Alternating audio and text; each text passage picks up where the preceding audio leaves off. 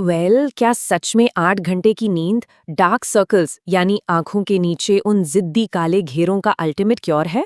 हम सब ने कभी ना कभी ये ट्राई जरूर किया है, राइट? एक लंबी और आरामदायक नींद ली और अगली सुबह शीशे में देखा तो नो वे, वो डार्क सर्कल्स वैसे के वैसे ही हैं।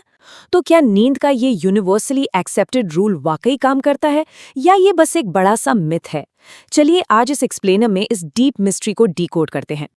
आज की इस चर्चा में हम डार्क सर्कल्स के असली ट्रिगर्स और उनके साइंटिफिकली बैक्ड समाधानों का एक गहरा विश्लेषण करेंगे।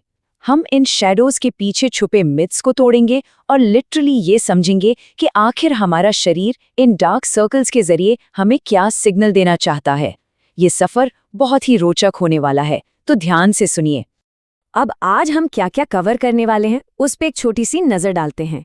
पहले हम स्लीप मिथ की बात करेंगे, फिर हिडन लाइफस्टाइल ट्रिगर्स, उसके बाद एलर्जीज का क्या कनेक्शन है, कुछ असरदार होम रेमेडीज और फाइनली क्लिनिकल ट्रीटमेंट्स। तो चलिए शुरू करते हैं हमारे पहले सेक्शन से, द ग्रेट स्लीप मिथ, और जानते हैं कि आखिर क्यों ज्यादा सोना हमेशा एक मैजिक फिक्स नहीं होता। एक बहुत आम भ्रम है कि पूरे हफ्ते की नींद हम वीकेंड पर ज्यादा सोकर कॉम्पेंसेट कर सकते हैं। Sounds like a good plan, है ना? लेकिन हकीकत में वीकेंड पर देर तक सोना असल में फायदे से ज्यादा नुकसान करता है। ये हमारी इंटरनल बॉडी क्लॉक को बिल्कुल हिला देता है, जिसे हम सोशल जेट लैग कहते हैं।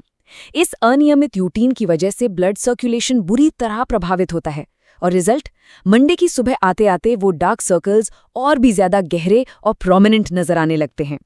एक और बड़ा मिथ ये है कि हमारी स्लीप पोजीशन यानी हमारे सोने के तरीके का डार्क सर्कल्स पर कोई असर नहीं होता। एक्चुअली स्क्रैच दैट, ग्रेविटी यहाँ एक बहुत बड़ा रोल प्ले करती है। पेट के बल सोने से ग्रेविटी के कारण फ्लूइड आंखों के नीचे जमा हो जाता है।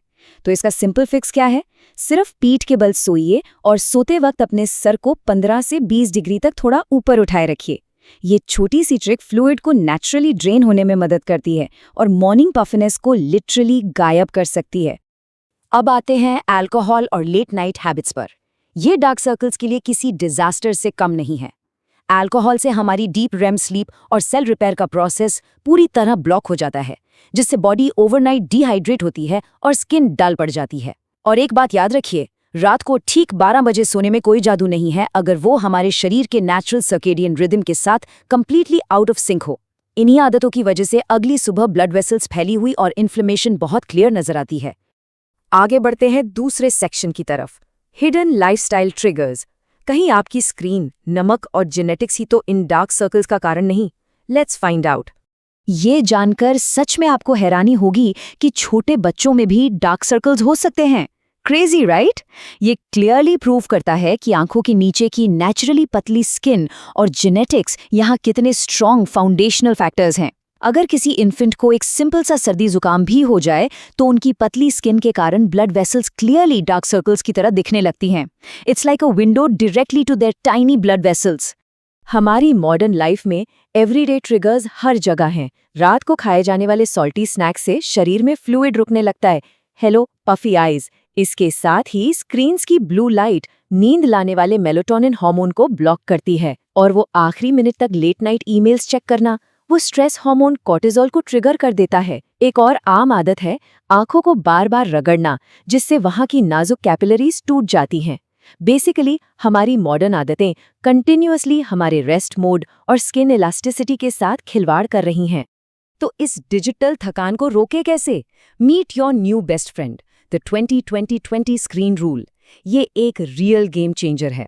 हर 20 मिनट स्क्रीन देखने के बाद कंप्लीटली डिवाइस से अपनी नजरें हटाएं और 20 फुट दूर किसी ऑब्जेक्ट पर एग्जैक्टली 20 सेकंड्स के लिए फोकस कीजिए। ये सुनने में बहुत ही सिंपल लगता है, बट प्रैक्टिकली ये आई स्ट्रेन को तुरंत न्यूट्रलाइज करता है और ब्लड वेसल्स को डायलेट होने से रोकता है। अब आते हैं तीसरे सेक्शन पर, दी एलर्जी कनेक्शन। क्या किसी ने सोचा था कि एक स्टफी नोज आपकी आंखों के नीचे शैडोज बना सकते हैं? इसे ध्यान से सुनिए। मेडिकल वर्ल्ड में इस कंडीशन को एलर्जिक शाइनर्स कहते हैं। जब इम्यून सिस्टम डस्ट माइट्स या पॉलन पे रिएक्ट करता है तो नाक के अंदर की टिश्यू स्वेल हो जाती है। ये स्वेलिंग साइनसेस में ब्लड फ्लो को ड्रास्टिकली धीमा कर देती है। It's literally like a traffic jam for your blood right under your eyes. Pooled deoxygenated खून आंखों के नीचे जमा हो जाता है, जो देखने में बिल्कुल एक चोट या ब्रूज जैसा लगता है, हालांकि इसमें बिल्कुल दर्द नहीं होता। और इसे पर्सपेक्टिव में रखने के लिए एक नंबर बताऊं, जनसंख्या का लगभग 15% से 25% हिस्सा हे फीवर या ऐसी ही एलर्जीज का शिकार है। मतलब हर 4 में से 1 इंसान।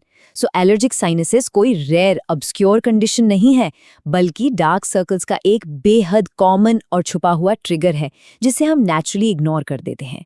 चलिए अब थोड़ा सॉल्यूशंस की बात करते हैं। Section 4, natural and home remedies.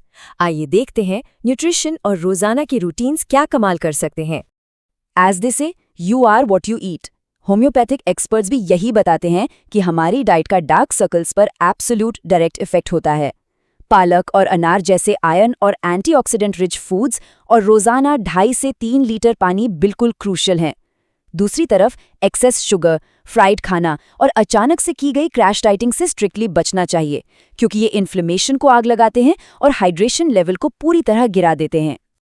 अगर हम ट्रेडिशनल किचन रेमेडीज की बात करें तो उनके पीछे पूरा साइंस है। बादाम का तेल सिर्फ स्मूथ नहीं है, ये विटामिन ई का पावर हाउस है जो डीप सेल्युलर नरिशमेंट देता है।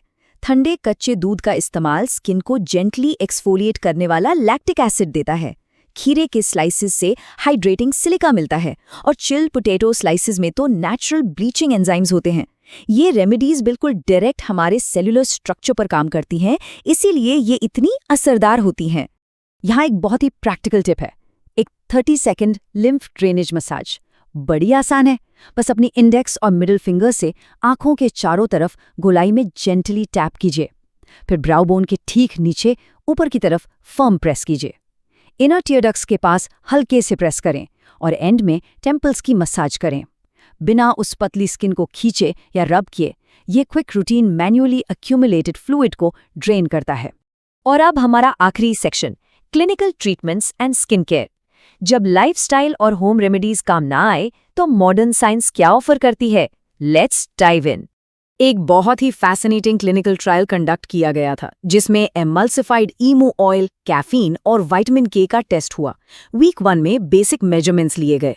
वीक 3 आते आते हाइड्रेशन और पिगमेंटेशन में मैक्सिमम इंप्रूवमेंट देखा गया, क्योंकि उस कैफीन और विटामिन के ने लिटरली उन डेलिकेट कैपिलरीज की दीवारों को स्ट्रेंथन कर दिया था। और वीक 4 तक फाइन लाइंस और डार्क सर्कल्स में एक बड़ी और सिग्निफिकेंट कमी आकर रिजल्ट्स प्लेटो हो गए। Science at its best. In clinical settings में हर प्रोसीजर किसी स्पेसिफिक प्रॉब्लम को डायरेक्टली टारगेट करता है, जैसे लेजर थेरेपी। ये पल्स डाई यूज करके स्किन की सतह को नया और टाइट करती है। हाइलुरोनिक एसिड जैसे टिश्यू फिलर्स आंखों के नीचे बन गए उन हॉलो गड्ढों में आर्टिफिशियल वॉल्यूम ऐड करते हैं, instantly removing the shadow. PRP injections हमारे ही खून के प्लेटलेट्स का यूज करके टिश्यूज को रिपेयर करते हैं। और ब्लेफरोप्लास्टी एक सर्जिकल अप्रोच है जिसमें एक्सेस फैट को प्रिसाइसली रिमूव कर दिया जाता है। ये कंप्लीटली ऑब्जेक्टिव और एविडेंस बेस्ड इंटरवेंशंस हैं। ओवर द काउंटर और कॉस्मेटिक टॉपिकल्स की पूरी एक रेंज अवेलेबल है। हाइड्रोक्विनोन जैसे ब्लीचिंग एजेंट्स डार्क पिगमेंट को सीरियसली लाइटन करते हैं। विटामिन सी एक इनक्रेडिबल एंटीऑक्सीडेंट है जो फ्री रेडिकल्स से शील्ड करता है। एलोवेरा बेस्ड बोटानिकल जेल्स उन लोगों के लिए परफेक्ट है जिन्हें ग्रीस पसंद नहीं। और रेटिनॉल, ये बेसिकली एपिडर्मिस और डर्मिस को अंदर से प्लम्प अप कर देता है, स्मूथिंग आउट एवरीथिंग। इस प्योर एक्सप्लेनर को रैप अप करने के लिए let's look at this powerful thought by doctor Hansa ji. वो कहती हैं कि डार्क सर्कल्स डेफिनेटली रातों रात गायब नहीं होंगे। इन्हें अपने चेहरे की एक खराबी या फ्लॉ मानने के बजाय क्यों ना हम इन्हें इंडिकेटर्स माने। ये एक्चुअली बॉडी का डैशबोर्ड है, वो लाइट्स हैं जो बताती हैं कि थोड़े आराम, बेटर न्यूट्रिशन या डीपर स्लीप की जरूरत है। तो नेक्स्ट टाइम जब आप आईने में देखें तो फ्रस्ट्रेशन की जगह खुद से पूछिए, मेरा शरीर इस वक्त मुझे क्या बताने की कोशिश कर रहा है। एक नई पर्सपेक्टिव है ना। इस चर्चा को हम यहीं समाप्त करते हैं। अपना ख्याल रखिए और सुनते रहिए।